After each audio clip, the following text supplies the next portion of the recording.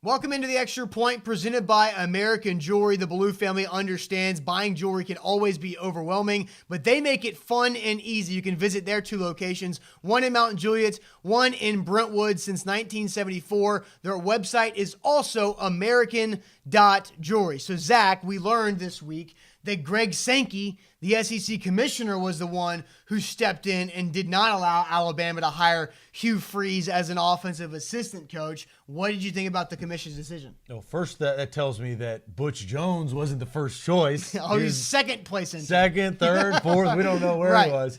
But I think this is the right decision for Greg Sankey. It would have been a very bad look if Hugh Freeze is an active coach at Alabama. Alabama plays Ole Miss, Hugh Freeze's former employer, and they're on probation. Yeah. Hugh Freeze got away scot-free, and as Ole Miss alum, I'm not real happy about that. You can't go buying hookers and completely destroying programs and then being able to coach at a top-notch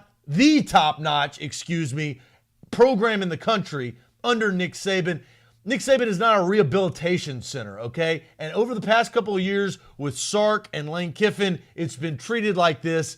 I like how Greg Sankey stepped in and said, no bueno, Nick Saban. And Saban, you know what? He abided by the law. Yeah, he did. And I agree with you about Greg Sankey and what he did. If I'm Hugh Freeze, which I'm glad I'm not, but if I'm Hugh Freeze, the one place I need to go to get back in the coaching world isn't college football. It's not high school football, and local Innsworth had some interest in hiring him. I think Hugh Freeze needs to go to the NFL. Because what is the NFL? You don't deal with development of young men.